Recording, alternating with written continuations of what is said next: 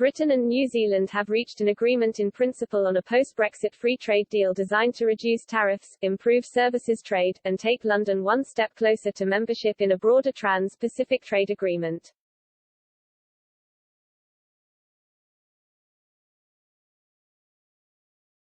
Prime Ministers Boris Johnson and Jacinda Ardern sealed the deal in a Zoom call on Wednesday after 16 months of negotiation.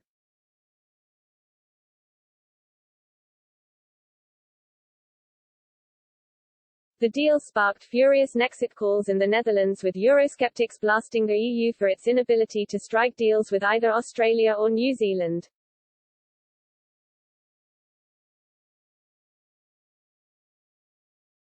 Nexit think tank campaigners said, Europhiles keep saying that with the EU we are stronger and in a better position.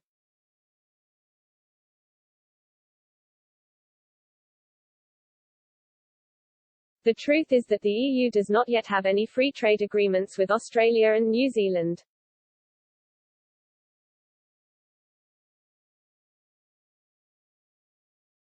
The UK alone does. Due to EU rules, we are not allowed to conclude trade agreements ourselves.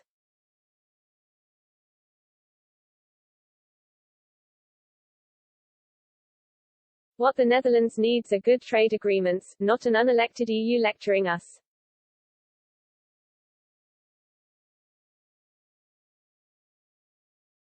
We are the fourth largest exporter in the world.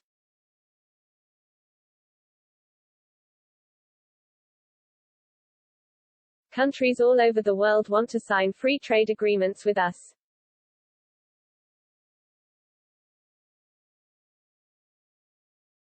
The British are proving that we don't need the EU.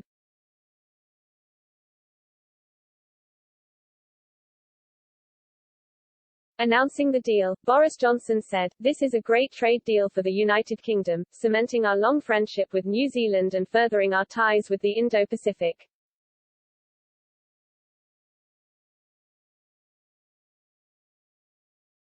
The deal comes only months after a similar British agreement with Australia, as ministers in London look to flesh out a post-Brexit pivot away from relying on commerce with the European Union.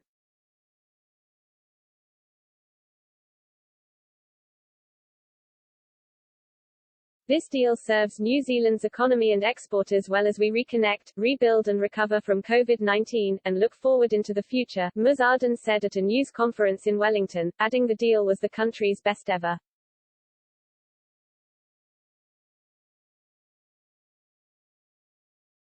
Tariffs on 97% of the products will be eliminated for both countries the day the deal comes into force, Ms. Ardern said.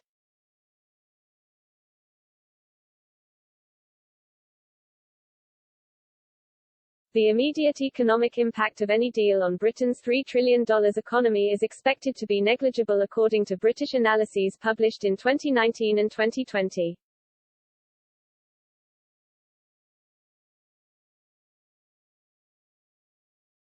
An updated economic analysis will be published when the deal is signed, for which a date has not been set.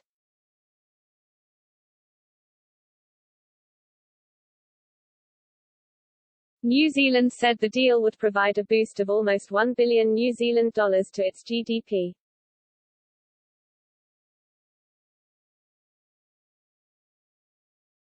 It's the South Pacific nation's second deal this year after sealing an upgraded trade pact with its biggest trading partner China in January.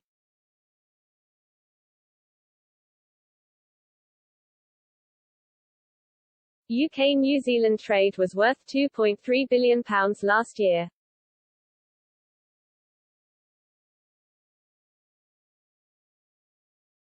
The agreement signals a return of close trade ties between the nations that were curtailed when Britain joined the then European Economic Community in the 1970s.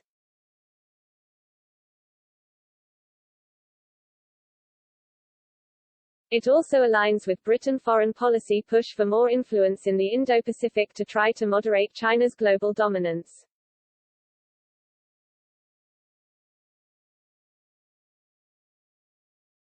The deal took longer than expected to reach, coming nearly 2 months after a target date.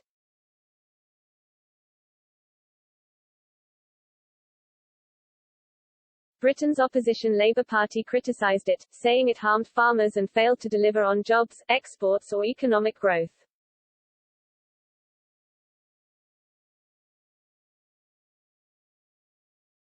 However, ministers see it as another stepping stone toward joining the Comprehensive and Progressive Agreement for Trans-Pacific Partnership (CPTPP), an 11-country bloc including Australia, Singapore and Mexico.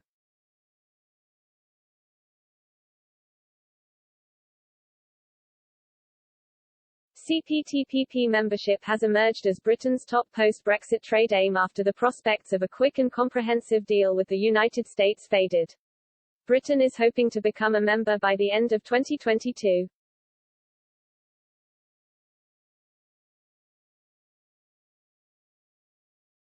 Under the trade pact, tariffs on dairy products will be gradually eliminated after 5 years.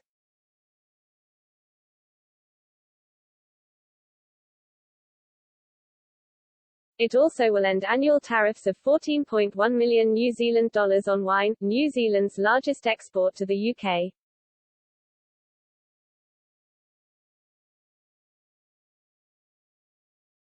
It gives significantly more access for New Zealand's beef and sheep meat to the British market, and all tariffs will be eliminated after 15 years, which upset Britain's farmers.